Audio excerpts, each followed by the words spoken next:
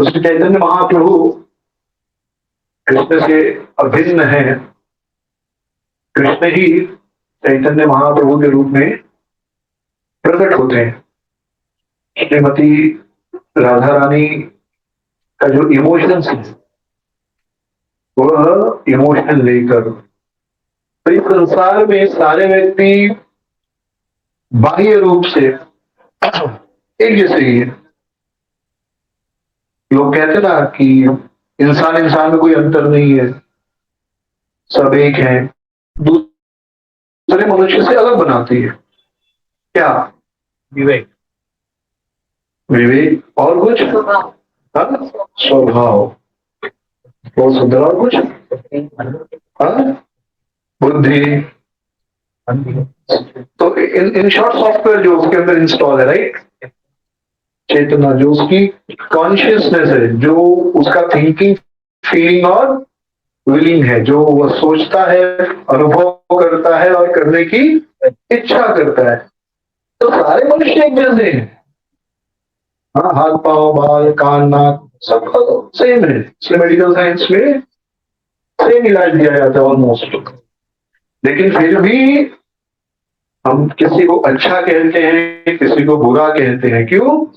वह व्यक्ति किस तरह की सोच रखता है, उस आधार पर किसी को हम मनुष्य कहते हैं, किसी को देवता कहते हैं, किसी को असुर कहते हैं। तो ये जो सोच है हमारी जो चेतना है, हमारे सोचने का तरीका है, ये हमें दूसरे व्यक्तियों से अलग बनाता है। जैसे जितने भी डेस्कटॉप होते हैं, डेस्कटॉप यानी कंप्यूटर, लैपटॉप है, तो सारे तो सारे लैपटॉप जो है एक ही जैसे हैं। एक कंपनी का आप खरीद लो तो और दूसरे कंपनी का भी खरीदो, ऑलमोस्ट सेम रहेंगे। अंतर क्या है? अंदर का सॉफ्टवेयर। आपके पास दुनिया बड़े से बड़ा सॉफ्ट लैपटॉप हो, महंगे से महंगा लैपटॉप हो, लेकिन वो 2+2 4 कैलकुलेट नहीं कर सकता अगर उसके अंदर वो सॉफ्टवेयर नहीं है कैलकुलेशन वाला। ऐसा नहीं कि अगर आपके पास 1 करोड़ का कोई कंप्यूटर है, डेस्कटॉप है या लैपटॉप है, तो आप उसमें फिर बिना सॉफ्टवेयर के 2+2 4 कैलकुलेट करा सकते हैं क्या? नहीं, उसके पर्टिकुलर सॉफ्टवेयर चाहिए। तो वैसे ही हमारे अंदर हम जो बचपन से देखते हैं, सुनते हैं, पढ़ते हैं, वैसी चेतना विकसित करते हैं। इसलिए सामान्यतः इस दुनिया में देखा गया है कि बच्चों के अच्छे बुरे का फल माता पिता को भी भोगना पड़ता है, क्योंकि सबसे पहले सॉफ्टवेयर जो है इंस्टॉल करने का जो मौका है उन्हें प्राप्त होता है, राइट। तो कैसा सॉफ्टवेयर देते हैं बच्चों को, ये माता पिता की निर्भर है। तो ये सब अगर कोई बच्चा ना करे तो माता पिता को तकलीफ होनी चाहिए। तो अगर माता पिता ने संस्कार दिए होंगे तो करेगा, नहीं दिए होंगे तो नहीं करेगा। तो अल्टीमेटली उनकी कहीं ना कहीं तो गलती है। तो इन शॉर्ट हमारा सोचने का तरीका, हमारा सॉफ्टवेयर हमें किसी दूसरे व्यक्ति से बिल्कुल अलग बनाता है। तो कृष्ण और चैतन्य महाप्रभु एक ही है, लेकिन फिर भी बहुत अलग है। आपको समझ में आ रहा है जितना पीछे समझाने का प्रयास किया? कृष्ण और चैतन्य महाप्रभु एक ही है लेकिन एक नहीं है। क्यों? क्योंकि दोनों बाह्य रूप से एक है पर दोनों का सॉफ्टवेयर अलग अलग है। कृष्ण का सॉफ्टवेयर अलग है, चैतन्य महाप्रभु का सॉफ्टवेयर अलग है। लैपटॉप दोनों एक ही है बोल सकते हैं, अगर समझना चाहे तो लैपटॉप एक ही है दोनों। कृष्ण चैतन्य महाप्रभु दोनों एक ही है, अभिन्न है, एक ही लैपटॉप है, बट फर्क दोनों में सॉफ्टवेयर का इंस्टॉलेशन अलग अलग हुआ है। कृष्ण अपना भगवत स्वरूप, अपने जो उनका भगवत भाव है उस भाव में है, ब्रज भाव में है कि मैं वृंदावन में रहने वाला हूँ, ब्रजवासी हूँ, मोरपंखधारी हूँ, मुकुट धारण करता हूँ, बांसुरी धारण करता हूँ। तो ये उनका भाव है। और गोविंदम आदि पुरुषम तो हम भजामी, ये भाव है उनका कि मैं गोविंद हूँ, आदि पुरुष हूँ, सब मेरा भजन करते हैं। या द्वारका में तो द्वारका का भाव है। पर मोटा मोटी कृष्ण का सॉफ्टवेयर क्या है? मैं ईश्वर हूँ, मैं भगवान हूँ। और फिर उसमें वृंदावन में है तो गोप भाव है, द्वारका में थोड़ा ऐश्वर्य भाव ज्यादा है। लेकिन चैतन्य महाप्रभु सेम कृष्ण है, लेकिन उनके अंदर जो सॉफ्टवेयर इंस्टॉल है वो क्या है? वो सॉफ्टवेयर का नाम है श्रीमती राधा रानी। तो उनके अंदर सॉफ्टवेयर बदल गया, वो आदमी बदल गया। इसलिए हम कहते हैं अभिन्न है लेकिन अलग अलग है, यानी अलग अलग नहीं भी है और अलग अलग भी है। ये होता है कभी कभी, कोई व्यक्ति बहुत प्यारा लगता है और कुछ कारणों से वही व्यक्ति से बहुत डर लगने लगता है उसकी कोई हरकत देखकर। जैसे कोई व्यक्ति को आपने कभी उसे कभी गुस्से में नहीं देखा है, तो बहुत प्यारा लग रहा है, स्वीट लग रहा है, उसके साथ आप समय बिता रहे हैं। लेकिन एक दिन कुछ होता है और वो व्यक्ति एकदम वायलेंट हो जाता है, दो चार लोगों को झापड़ लगा देता है और पता नहीं क्या क्या करता है, देन कहीं ना कहीं मन में डरा जाता है। भगवान ने अगर ऐसा अनुभव हो, पर दुनिया में ऐसा देखा गया, राइट? तो उस व्यक्ति से डर लगता है कब आदमी वायलेंट हो जाए। अनप्रिडिक्टेबल कुछ लोग होते हैं, मतलब कब वो आपसे बहुत प्यार से बात करेंगे और कब नाराज हो जाएंगे पता ही नहीं चलता, राइट? तो वह व्यक्ति तो वही है, व्यक्ति वही है, लेकिन उसकी प्रकृति, उसका सॉफ्टवेयर चेंज होते ही या तो प्रेम उमड़ता है या डर लगने लगता है।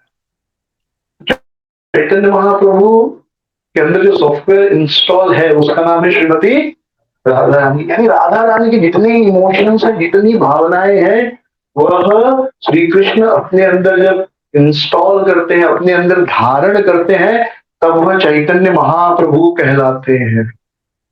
और वे कृष्ण से बिल्कुल अलग हैं, बिल्कुल अलग। और वे कृष्ण के लिए रोते हैं, कृष्ण कृष्ण के लिए नहीं रोते, लेकिन चैतन्य महाप्रभु कृष्ण के लिए रोते हैं, क्योंकि उनके अंदर जो सॉफ्टवेयर काम कर रहा है, कौन सा काम कर रहा है? राधा रानी। और राधा रानी कृष्ण के लिए रोती है। जब कृष्ण साथ में नहीं रहते, जब कृष्ण दूर रहते हैं, तो राधा रानी रोती है। ये प्रेम का बहुत बड़ा निशानी है, अश्रु। जब प्रिय व्यक्ति दूर हो तो उसके स्मरण में जो है अश्रु बहता है, बहुत कॉमन चीज है। तो श्रीमती राधा रानी के उस इमोशन का क्या असर पड़ता है उस लैपटॉप के ऊपर, उसको जानना चाहते थे भगवान श्री कृष्ण। इसलिए उन्होंने श्रीमती राधा रानी के भाव को धारण किया, पूरा दूसरा वस्तु बन गए, चैतन्य महाप्रभु बन गए, संसार में प्रकट हुए और एक भक्त की तरह रहने लगे। भक्त की तरह रहने लगे नहीं, भक्त ही बन गए, तो भक्त ही थे। और वो भक्ति के रस का आस्वादन करने लगे चैतन्य महाप्रभु के रूप में। तो ये जो फिलोसफिकल अंडरस्टैंडिंग है कि चैतन्य महाप्रभु और कृष्ण अलग अलग हैं और अलग अलग नहीं भी है, तो इस तरह हमको समझना चाहिए।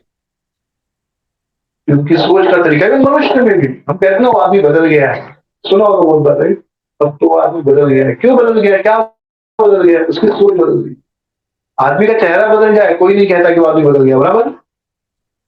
आपने कभी सुना है किसी को कहते हो उसका चेहरा बदल गया हो, या उसके दांत गिर गया, या बाल झड़ गया, या पैर टूट गया हो? तो हम, आपने कभी किसी के लिए नहीं कहा होगा ऐसे व्यक्ति के लिए कि वो तो बदल गया। लेकिन जैसे ही उसकी चेतना बदलती है, उसका व्यवहार बदलता है, हम क्या कहते हैं? वो आदमी बदल गया। यानी बदलता किससे? आदमी बाह्य से नहीं, चेहरा बदल दो सब उससे नहीं बोलेंगे। किस चीज में बोलेंगे? जो उसके सोचने का, बोलने का तरीका बदलता है, सोचने के अनुसार उसका व्यवहार बदलता है, तो हम कहते हैं यह व्यक्ति बदल गया। तो कृष्ण बदल गए और अच्छे के लिए बदले।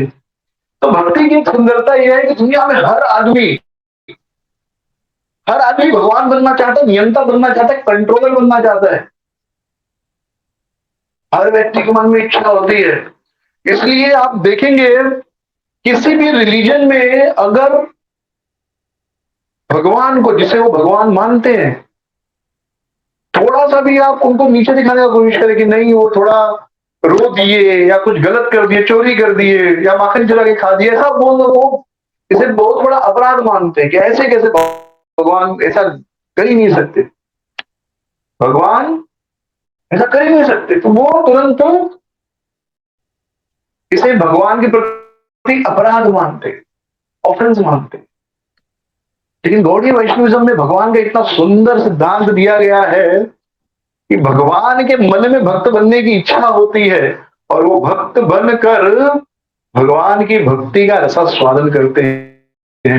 तो कहाँ पूरी दुनिया भगवान बनना चाहती है, लेकिन भक्ति इतनी मधुर है, उसका रसास्वादन इतना मधुर है कि भगवान भक्त बनना चाहते हैं। और चैतन्य महाप्रभु यही सिखाते हैं अपने अवतार द्वारा। तो जो भगवान होकर भी भक्त बनना चाहे, इसका मतलब भक्त बनना और भक्ति करना ये भगवान बनने से ज्यादा आनंददायक स्थिति है। अन्यथा भगवान को भक्त बनने की क्या जरूरत है? भगवान मतलब सब कुछ है उसके पास। थोड़ी वो भक्त बनने की इच्छा अपने मन में रखता है, भक्ति करना चाहता है स्वयं की, यानी भक्ति भगवान बनने से ज्यादा आनंददायक विधि है। और भक्ति का सबसे बड़ा आनंद यह है कि आप पूर्ण रूप से भगवान पर निर्भर होते हैं, तो संसार की कोई चिंता नहीं होती। जिस प्रकार एक बालक पूर्ण रूप से अपने माता पिता पर निर्भर होता है, तो उसे कभी कोई एंजाइटी नहीं होती। बचपन में किसी को भी चिंता नहीं होती कल खाना क्या बनेगा, गैस का भाव बढ़ गया है, चावल का भाव बढ़ गया, बजट आया तो बजट में किसका दाम कम हुआ, किसका भाव बढ़ा। कभी बचपन में सोचा था हमने? 14-15 साल तक तो बिल्कुल नहीं, राइट। फिर धीरे धीरे हमारे अंदर वो ईश्वरत्व तो भाव जगने लगता है कि मैं भी कुछ हूं, मैं भी अपने माता पिता से अलग कुछ हूं। तब धीरे धीरे जितना ये भाव जगने लगता है, उतना चिंता शुरू होने लगती है। तो जितना समर्पण कम होगा, चिंता उतनी बढ़ेगी। आज आज जो लोग अभी 40s में है, 50 में, 40, 45, 50 के हैं, जो 25-26 के भी हो गए, जॉब पे जाने लगे, उनकी चिंता देखिए। वो कभी बच्चे सोचे हो पानी पूरी 10 रुपए की है कि 50 रुपए की, राइट। उनको खाना है, माँ बाप बोल के पानी पूरी खाना है, सही है कि नहीं? बचपन में आपको कोई इच्छा हुई तो आप बोलोगे खाना है, बस। इससे ज्यादा आप आज समोसा खाना है, पिताजी आज समोसा खाना है, आज भेल खाना है, सेव पूरी खाना है, पानी पूरी खाना है, चाइनीज खाना है, जो भी है। रेट कार्ड हम कभी होटल में जाके देखे थे बचपन में? कितने लोग बचपन में जाके होटल में पहले रेट कार्ड देखे? कोई नहीं। लेकिन जो माता पिता बन गए वो पहले क्या देखते हैं? आइटम बाद देखते, बोले सस्ता क्या, अच्छा ये सस्ता, ये कौन सा आइटम है, कितना है, राइट। भाई बजट भी देखना है ना। ठीक है भाई, जो ज्यादा कमा रहे हैं उनका बात अलग, बट इन जनरल एक नॉर्मल व्यक्ति होटल में ज्यादा देखता है, पहले सस्ता, पहले इस तरफ का लिस्ट देखता है, एमआरपी वाला। इस तरफ क्या नहीं देखता, आइटम नहीं देखता, रेट देखता है। रेट, अच्छा ये सस्ता है, हाँ ये क्या है, ओके ये आइटम, हाँ ठीक है चलेगा।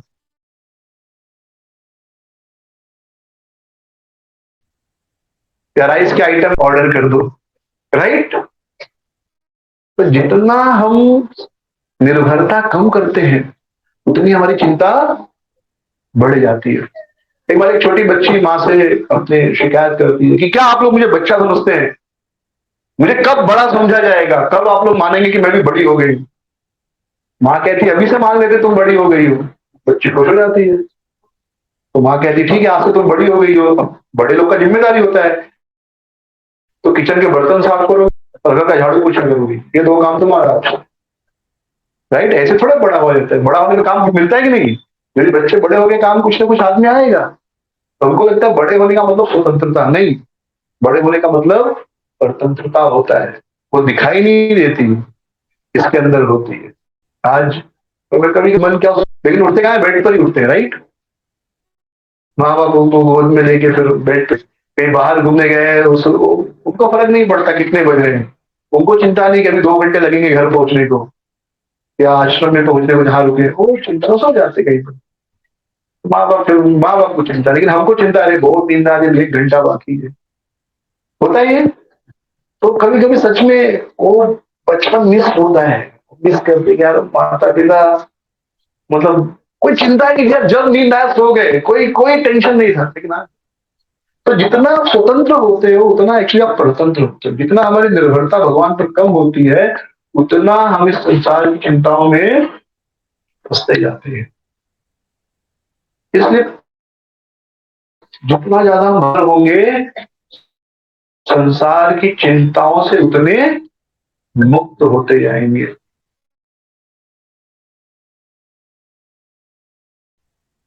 हमारे साथ है, कृष्ण हमारे साथ है, बहुत बड़ा सहारा है, ये बहुत बड़ी शक्ति है। जो भक्तों को विश्वास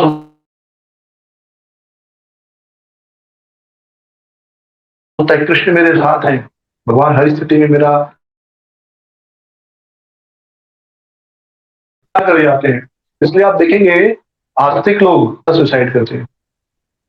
जो आस्तिक है, जो भगवान की भक्ति में है, भगवान का भजन करते हैं, कहीं सत्संग में जाते हैं, उनको देखिए तो गरीब से गरीब हो जाएंगे, सुसाइड वगैरह उनके मन में नहीं आता कि ठीक है आज मेरी स्थिति खराब है, कल अच्छी हो जाएगी।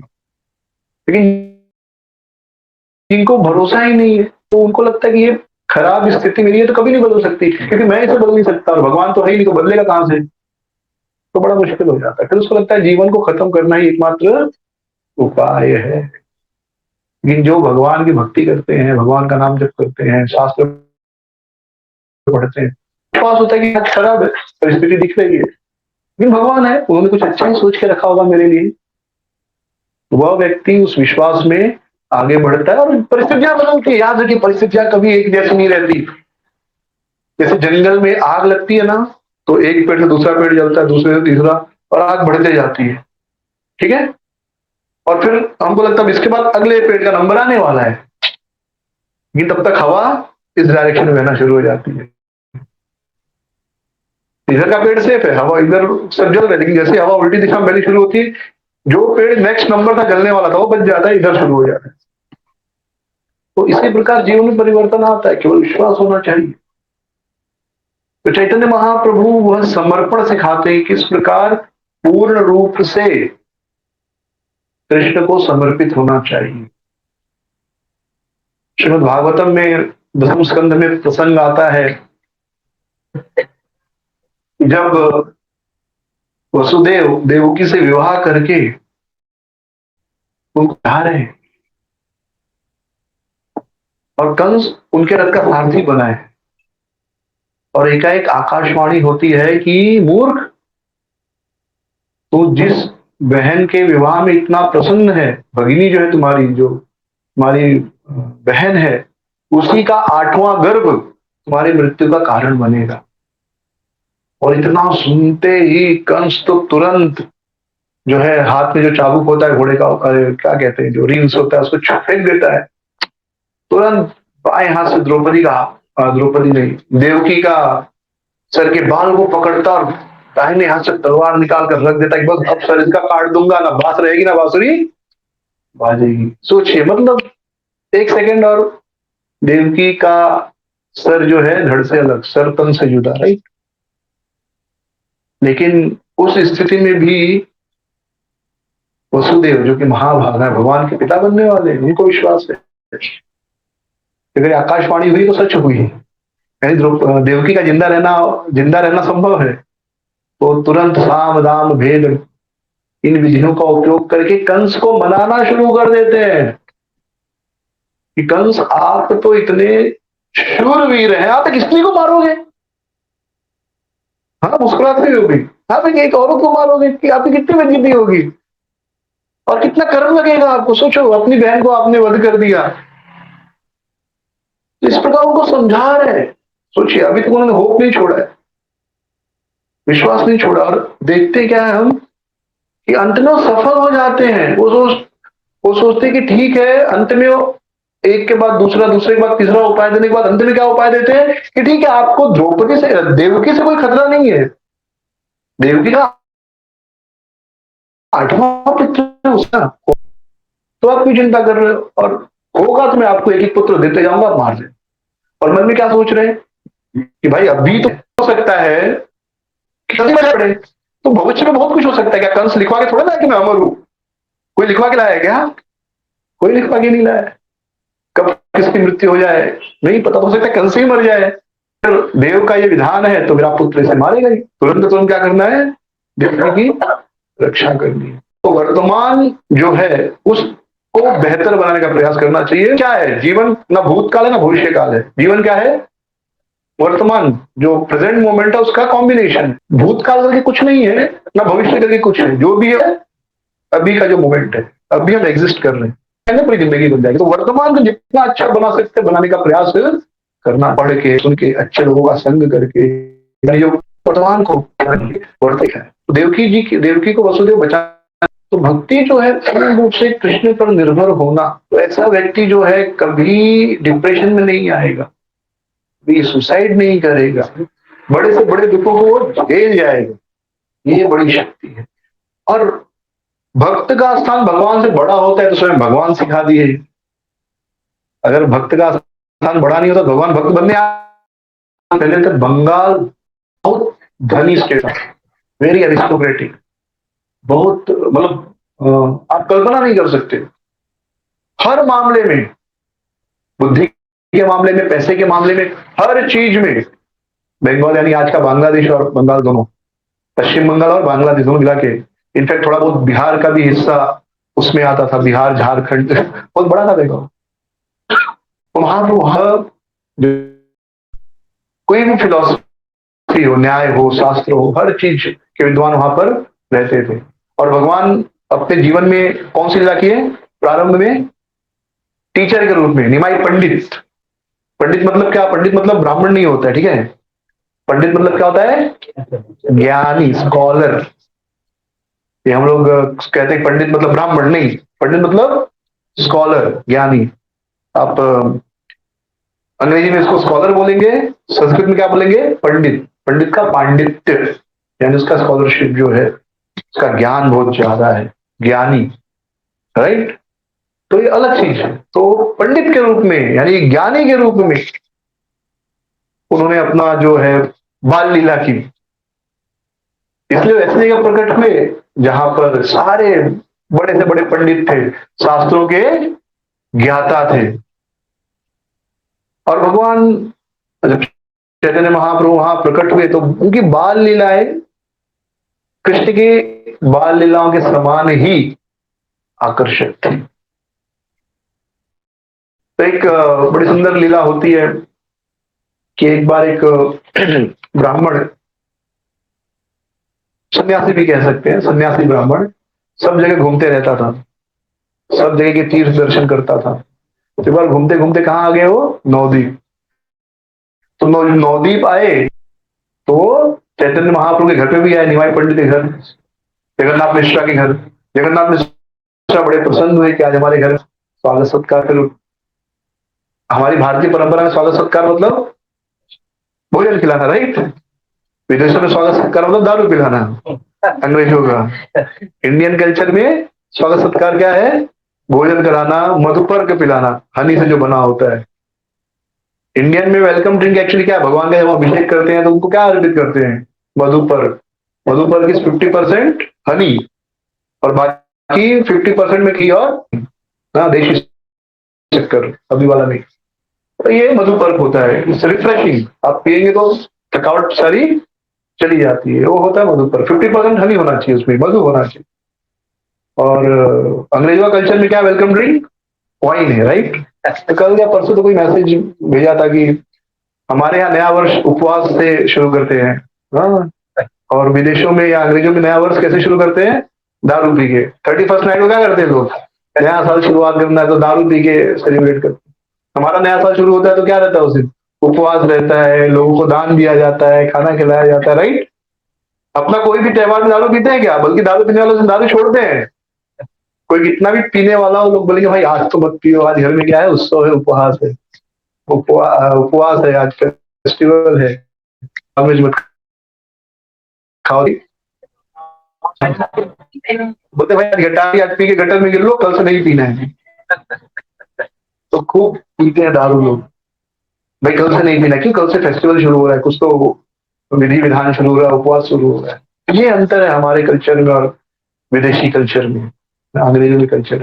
तो वो ब्राह्मण आए वहां तो बहुत खुश हुए। जगन्नाथ मिश्रा सेवा सत्कार किए, प्रवचन इत्यादि सुना, फिर उनको कहा हासी बनाकर खाता हूँ। और ये एक्चुअली सही विधि है, स्पेशली सन्यासियों के लिए, बट प्रैक्टिकल नहीं आज के समय में। क्योंकि व्यक्ति भोजन बना तो क्या सोच रहा है, कहाँ से आज भरोसा नहीं कर सकता। इतनी चेतना शुद्ध है। तो स्पेशली जो लोग संन्यास आश्रम में रहते हैं अपना भोजन खुद बनाते हैं। तो उन्होंने कहा मैं तो मेरा खुद बनाता हूँ, तो जाने दो आप। तो उन्होंने कहा नहीं नहीं, सब सामान तो घर में पड़ा हुआ है, हम आपको दे देते हैं, आप खुद बना लीजिए। तो सारा सामान उनको दे दिया गया। वो बनाए, भोजन अच्छे से बनाए, फिर गोपाल की मूर्ति निकाले, भोग लगा, भोग स्वीकार करो। और उसी समय आंख खोलते तो क्या देखते हैं, बाल गोपाल सच में भोग खा रहे, निमाई पंडित छोटा बालक खा रहे हैं। तो एकदम बेचारे को डर भी लगता है। मतलब उस समय का उनके इमोशंस क्या थे वो थोड़ा एक्सप्लेन करना मुश्किल है। एक बच्चा खाए तो दुख नहीं होना चाहिए, लेकिन भगवान का भोग खा लिया, भगवान को भोग नहीं लगा तो दुख भी होता है। तो एक अजीब सा इमोशन था। तो अरे अरे इस बच्चे ने खा लिया, जूठा कर दिया भगवान का भोग, क्योंकि भोग लगाए थे, अब उसके बाद खाना था, राइट? भोग उठाने के पहले का बात हो गया है। तो जगन्नाथ मिश्रा गुस्से में आ गया, अरे दिमाग को पीटना पड़ेगा, बहुत शरारती हो गया ये। तो जगन्नाथ मिश्रा ने कहा बस मारो मत, बच्चा है, राइट? दूसरे बच्चे को हमेशा बोलते मारो मत, अपने बच्चे को हमेशा पीटते हैं, क्योंकि अपना बच्चा पीटने से ही ठीक होता है, राइट? सबको पता है। अपने बच्चे को जब तक एक कोई झापड़ नहीं मारो वो उसका दिमाग ठीक नहीं होता है। आप कितना भी प्रैक्टिस करोगे, नहीं अपने बच्चे को झापड़ नहीं मारूंगा, नहीं, थोड़ा सा गाल पे जब पड़ता है ना कान के नीचे, तो दिमाग थोड़ा वायरिंग ठीक होती है। ये भी दवाई है, मालूम है, कभी कभी जरूरी है। हाँ तो मारो। ब्राह्मण ने कहा नहीं नहीं मत, बच्चे को मारो मत, जाने दो। बालक का मेरे भाग्य में आज भोजन नहीं लिखा था, तो कोई बात नहीं। जगन्नाथ मिश्र ने कहा नहीं नहीं, आप एक बार और बना के, एक बार और बनाइए सामान सब है। बहुत रिक्वेस्ट किया, ब्राह्मण भी थक गया होगा, लेकिन कहा ठीक है भाई, इतना प्रार्थना कर रहे हैं, फिर दूसरी बार बनाए, भोग लगाए, सब पहरेदारी कर रहे थे, निमाई नहीं आया, लेकिन निमाई आ गया। इन्होंने भोग लगाया, हे बाल गोपाल भोजन करो। आंखें खोली तो गोपाल सच में खा रहे हैं, निमाई बन गई। फिर हाय हाय हाय हाय, बालक आ गया, भगवान का भोग जूठा कर दिया। फिर सब जमा हुए। अब जगन्नाथ मिश्रा को हिम्मत भी नहीं हो रही फिर से कुकिंग करो। फिर दो बार कुकिंग के बाद, मतलब इवन घर में आप अपनी वाइफ को बोलेंगे एक बार के बाद दूसरी बार तुरंत कुकिंग करने को, तो नॉर्मल नहीं है, मतलब महाभारत हो सकता है। और तीसरी बार तो मतलब इम्पॉसिबल, आप सोच भी नहीं सकते। आप बोलोगे या तो मैं बना देता हूँ या मंगा देता हूँ स्विगी से, आजकल जोमेटो से, राइट? सेकंड टाइम नहीं बोलने का हिम्मत होगा, पर चलो गलती से आपने बोल भी दिया। थर्ड टाइम आप हिम्मत नहीं कर सकते, दुनिया का कोई भी पति हिम्मत नहीं करेगा कंटिन्यूस थर्ड टाइम बोलने की, भाई कुकिंग कर लो, खराब हो गया तो हो गया। जगन्नाथ मिश्रा भी सोचा कैसे बोलूं इस ब्राह्मण को दो बार, लेकिन उसी समय कौन आए? विश्वम्भर, चैतन्य महाप्रभु के बड़े भाई विश्वम्भर, साक्षात बलराम जी हैं। उनको देखते ही ब्राह्मण बहुत प्रसन्न हो गया। तो विश्वम्भर को पता चला भाई क्या हुआ, घर में सब दुखी क्यों हुए, तो पूरी स्टोरी पता चली। तो उन्होंने ब्राह्मण देव का हाथ जोड़ा, बोला कृपया एक बार आप मेरे लिए एक बार आप भोजन बना दे। तो इतना सुंदर उनका चेहरा था, इतनी सुंदर मुस्कान थी, इतनी सुंदर वाणी थी। ब्राह्मण ना नहीं बोले, ठीक है थर्ड टाइम कुकिंग कर लेते। इट्स लाइक शादी के पहले वाला प्यार होता है ना, 3-4 बार कुकिंग हो जाता है, शादी के बाद ही नहीं होता, शादी के पहले सब हो सकता है, राइट? रेडी हो गए, ठीक है, इतना सुंदर बालक बोल रहा है, और साक्षात भगवान है तो, और ये भक्त है सन्यासी, तो देखिए भगवान की सुंदरता ना जितना हमारा हृदय शुद्ध होगा उतना ज्यादा हमको आकर्षित करेगी। एक मलेच्छ व्यक्ति है जब भगवान को देखता है, जगन्नाथ को देखेगा, राधा रस बिहारी को देखेगा, मीट ईटर है, गाय का मांस खाता है, ही कैन नेवर अप्रिशिएट। कभी कभी वो कभी भगवान की सुंदरता की प्रशंसा नहीं कर सकता, क्योंकि हृदय, जितना ज्यादा हृदय में पाप होगा ना उतना आपको भगवान कुरूप लगेंगे। कभी कभी जब ऐसे भगवान के दर्शन करते करते उनकी सुंदरता देखते हैं, तो मेरे मन में से ख्याल आता है कि जो लोग भगवान का जैसे मूर्ति पूजा का विरोध करते हैं कितने बड़े दुर्भाग्यशाली हैं, भाग्यहीन है। तो भगवान इतने सुंदर है, उनकी सेवा की जा सकती है, उनको श्रृंगार किया जा सकता है, अभिषेक किया जा सकता है, भोग लगाया जा सकता है, पर कितना बड़ा दुर्भाग्य है पाप के कारण या जिस कारण से भी, पर इस भाग्य से वो वंचित है, डिप्राइव्ड है, कि वो भगवान के इस सुंदर स्वरूप की सेवा नहीं कर सकते, दर्शन नहीं कर सकते, भोग नहीं लगा सकते, उल्टे उनसे ईर्ष्या करते हैं। तो सन्यासी थे, हृदय शुद्ध था ही, तो जब महान विश्वम्भर को देखे तो ना नहीं बोला, थर्ड टाइम कुकिंग की। निमाई को यहाँ पर रूम में बंद रखा था, लेकिन थर्ड टाइम भी वही हुआ, सब परेशान। तो थर्ड टाइम जब निमाई आए तो सब उनको सुला दिया गया था। एक आदमी बाहर कमरे में मतलब दरवाजा बंद करके भी बह रहा था, और ये करते करते शाम या रात हो गई थी ऑलमोस्ट। फिर इन्होंने भोग लगाया और बोला बाल गोपाल भोजन खाओ। फिर आंखें खोली तो सामने कौन? निमाई खा रहे। फिर से भोग इसने खराब कर दिया। तो निमाई पंडित मतलब निमाई को भी थोड़ा बुरा लगा। बोले यार आप कैसे आदमी हो, आप ही बुलाते हो, बोले गोपाल आओ और खाओ, और मैं खा रहा हूँ तो आप भी चले जाते हो, क्या है ये, मतलब अजीब नहीं है? हर बार बुला तो बहुत प्रार्थना करी घंटी शंटी बजा के कि बाल गोपाल आओ और खाओ, और मैं आ रहा हूँ खा रहा हूँ तो आप। तो वो थोड़ा हैरान हो गए। फिर भगवान अपना स्वरूप दिखाए उनको, तो ये ब्राह्मण इतना खुश हो गए। हाँ, भगवान ने कहा कि आप मैं ही गोपाल हूँ आप मुझे ही बुला रहे हो और बाद में कंप्लेन भी कर रहे हो। हाँ, जैसे आप किसी को घर में खाने के लिए बुलाओ और बाद में बोलो खाना नहीं है, या वो खाने लगे तो बेइज्जती कर दो उसको। एक बार कुछ मित्रों ने मिलकर एक दोस्त का ऐसे टांग खींचने का सोचा। उन्होंने कहा कल घर पे आ जाना, कल बहुत बढ़िया फीस्ट है, हाँ हम लोग बना के रखेंगे, 12 बजे आ जाना। तो दोस्त गया घर पे, तो देखा तो घर पे ताला लगा था और वहां चिट्ठी लगी थी, बेवकूफ बनाया बेवकूफ बनाया। तो दोस्त भी, उसने भी चिट्ठी को पलटा, उस पर लिख दिया मैं तो आया ही नहीं।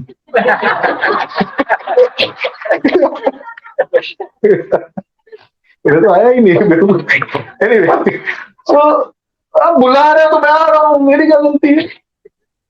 चैतन्य महाप्रभु ने जब अपना स्वरूप दिखा तो ब्राह्मण बहुत खुश हो गया, और जो भोजन था वो खाने लगा, पूरे शरीर में लगाने लगा दिव्य प्रसाद, नाचने लगा। तब लोगों की आंखें खुली, तब तक सब गहरी निद्रा में थे। सब आकर देख रहे थे ब्राह्मण नाच रहा है, गा रहा है। हाँ, जब ब्राह्मण दिखा रहे सब लोग जमा हो गए, तो चुपचाप बैठ के खाने लगे। तो चैतन्य महाप्रभु ने उनको पहले ही कह दिया था, किसको ये बताना नहीं, किसी को भी मत बताना। हाँ, अगर बताओगे तो सारे भाग्य से आपका जो भाग्य है वो दुर्भाग्य में बदल जाएगा। तो वो ब्राह्मण बताना तो चाह रहा था, यू नो, ये बहुत बड़ा पनिशमेंट है एक्चुअली कि आपको कुछ पता है और आप बता नहीं सकते। हाँ, उससे अच्छा कि नहीं पता रहे। कभी कभी ऐसी कुछ चीजें होती है राइट, कि आपको पता है और आप बताना चाहते लेकिन बता नहीं सकते, तो ये बहुत बड़ा सजा हो जाता है, पनिशमेंट हो जाता है। क्योंकि वो ब्राह्मण बहुत खुश था, पूरी जिंदगी वो नवदीप में रहा, बोला आप कहीं जाना नहीं, यही परम तीर्थ है। तो हर दूसरे तीसरे दिन आता था भिक्षा के लिए, और भिक्षा के लिए नहीं आता था एक्चुअली, वो निमाई पंडित के दर्शन करने आता था। तो ऐसे श्री चैतन्य महाप्रभु भगवान श्री कृष्ण चैतन्य महाप्रभु के रूप में लीलाएं किए हैं, जिनका 7 तारीख को मतलब अंग्रेजी कैलेंडर के हिसाब से 7 मार्च को जो था पूर्णिमा के दिन उनका प्राकट्य दिवस था। तो चैतन्य महाप्रभु हम पर कृपा करें कि भक्ति का थोड़ा सा जो एक बिंदु है, भक्ति तो सिंधु के समान है, समुद्र के समान है, तो उसका एक बिंदु हमारे हृदय में प्रकट हो, ताकि हम भी भक्ति के रस का रसास्वादन कर सके।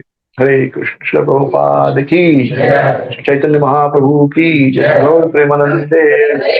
हरे कृष्ण। अगर आपको ये वीडियो पसंद आया हो तो प्लीज़ हमारे चैनल को लाइक, शेयर और सब्सक्राइब ज़रूर कीजिए। हरे कृष्णा।